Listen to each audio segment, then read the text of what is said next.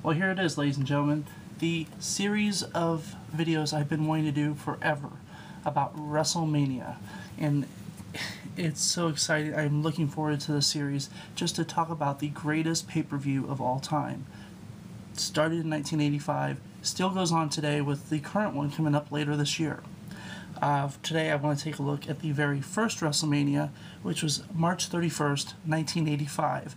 It was announced by Gorilla Monsoon and Jesse the Body Ventura. Now, a quote that was said by Jesse Ventura at WrestleMania is probably the best way to describe what WrestleMania is to people who are not wrestling fans.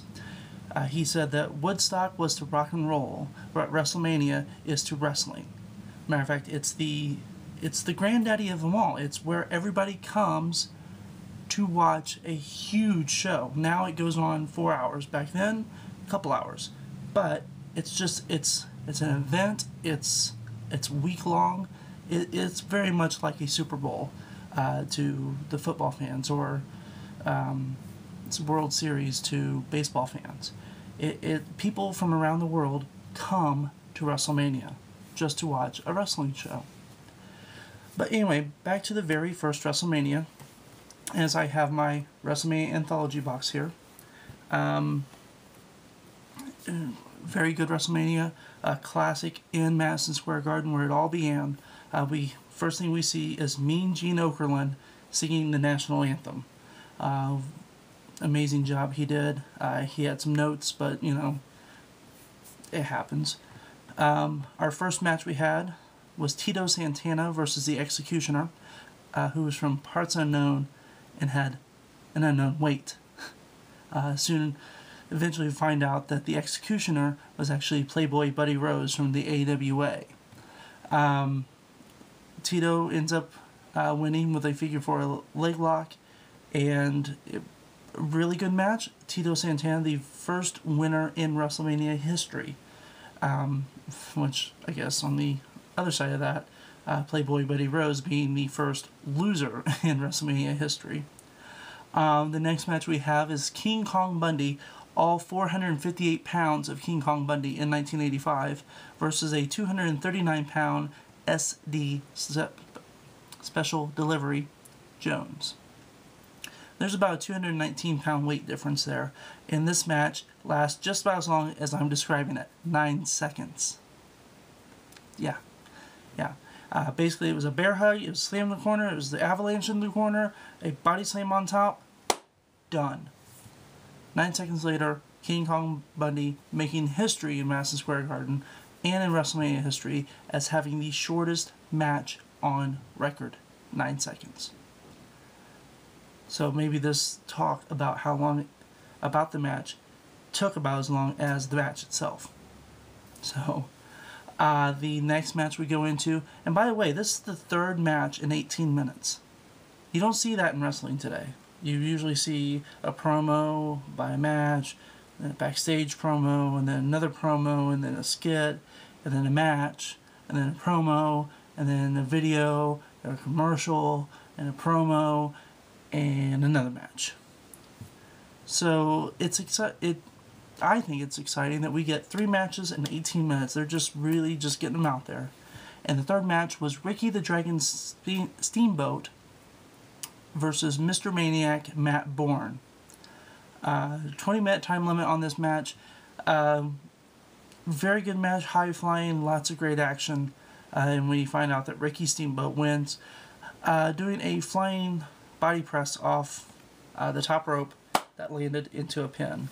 So, probably not the best match, as Ricky will have that 2 years later, and we'll talk about that 2 episodes later at WrestleMania 3. But right now we are talking about WrestleMania 1. So, let's get back to that. Match after that was Brutus Beefcake with Luscious Johnny Valiant as his manager versus David Sammartino, who had the living legend Bruno Sammartino in his corner. Now, you might be asking, but Dave,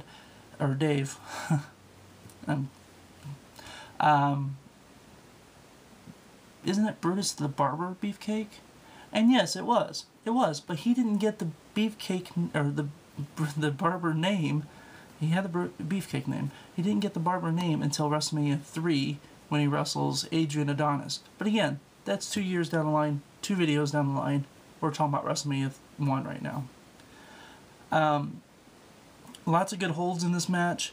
And also, the thing about Beefcake is at this time, he's a heel. He's a bad guy. Nobody likes him.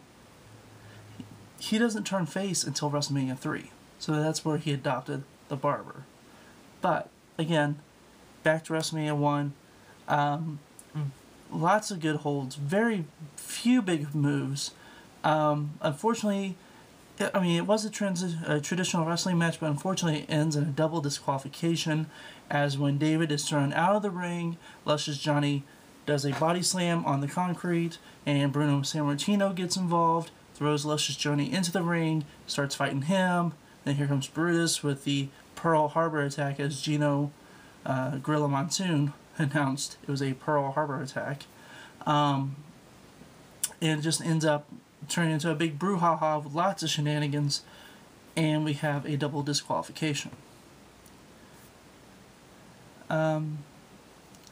Moving along, we have our first title match at WrestleMania, and it is Greg the Hammer Valentine versus the Junkyard Dog. And in the corner of Greg the Hammer Valentine, a second-generation wrestler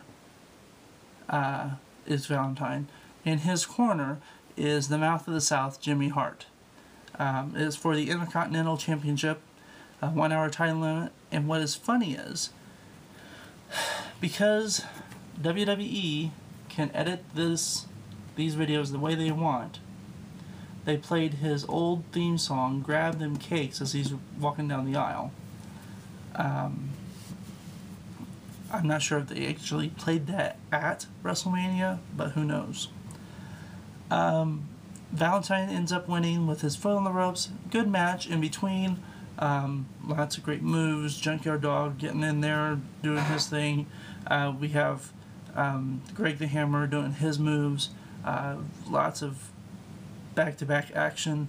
But eventually, Valentine pins him, puts his feet up on the ropes. The referee doesn't see it. 1, 2, 3. Greg Valentine, or Greg the Hammer Valentine, that is, ends up winning.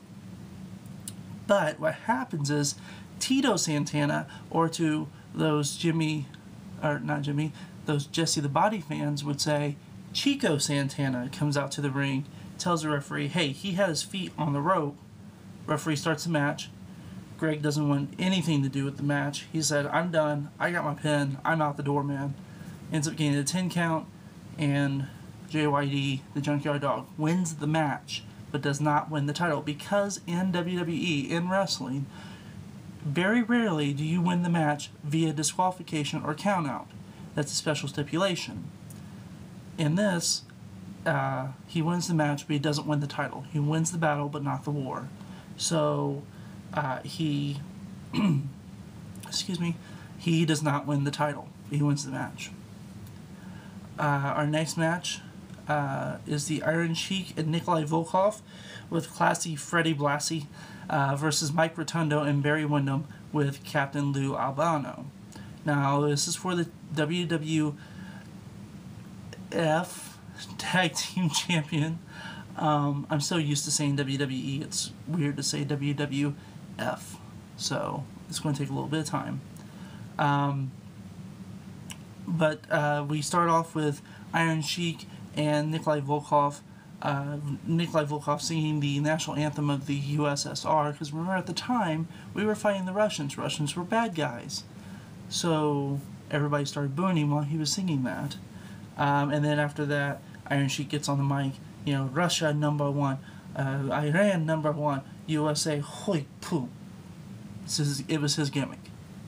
I'm sure now it's not that way, because foreign relations are so much better than they were in the 1980s. As a matter of fact, Iron Sheik is now more loved now than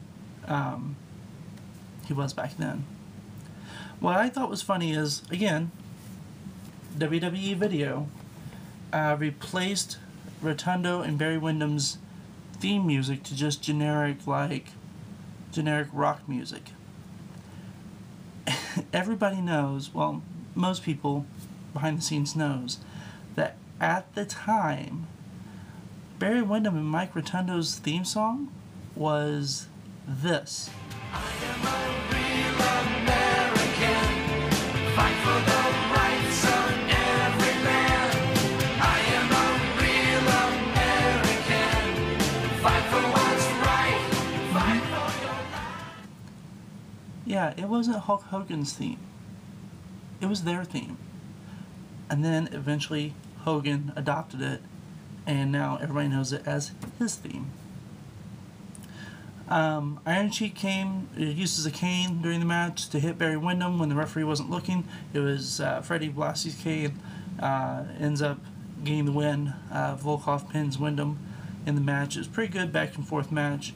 And we get new WWF Tag Team Champions, the Iron Sheik and Nikolai Volkov. And what I thought was absolutely hilarious, and I crack up every time I see it, is when Mean Gene interviews Nikolai Volkov and Iron Sheik. He goes to Classy Freddie Blassie and he says, "Where's your cane?" And Freddie Blassie goes, "Cane? What cane? I never had a cane." And he's holding a cane like in the pre-match interview and in the match. I found it very funny. The match after that is the classic $15,000 slam match between Big John Studd with Bobby the Brain Heenan versus Andre the Giant. And then the stipulation was that if Studd got slammed, Andre would win $15,000. And if Andre lost, he had to retire from professional wrestling. At the time it was professional wrestling, today it's sports entertainment.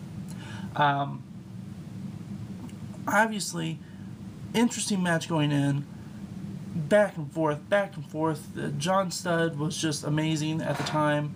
Andre came in, he started doing some moves, and next thing you know, Andre just picks him up and slams him, wins the match, takes the duffel bag full of money. Big duffel bag, about this big, full of money, WWF logo all over the place. And he just starts taking the money and just starts throwing it out to people. Just, here you go. Of course, Bobby Heenan saw it, didn't want anything to do with it, runs, grabs the money, and bails out of town. Just like the weasel he was. But that was the genius of Bobby Heenan, to take an important match like that and add a little comedy to it. So, a very good match. So far, I mean, WrestleMania was just so huge and so giant that you would think that would be it. But no, we still got 2 more matches. And that's probably in the first hour and a half right there. Then we have Leilani Kai with the Fabulous Moolah versus Wendy Richter with Cyndi Lauper and David Wolf. Cyndi Lauper of Girls Just Want to Have Fun fame. Yeah, she was Wendy Richter's manager at WrestleMania. That was the rock and wrestling connection that was so popular in the 80s. That put WWF programming on MTV.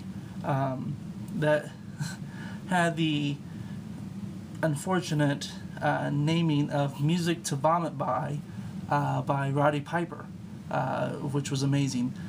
Good stuff all around. It just, everybody that was a wrestling fan at the time was so hooked and so into it that wrestling became part of popular culture. That a lot of people were wrestling fans. Matter of fact, today, if you tell someone you're a wrestling fan, "Oh, is that the stuff that Hulk Hogan did?" Well, yeah. "Oh, I used to watch him back in the day when it was all real, and now it's not real." But again, that's another time for another topic. But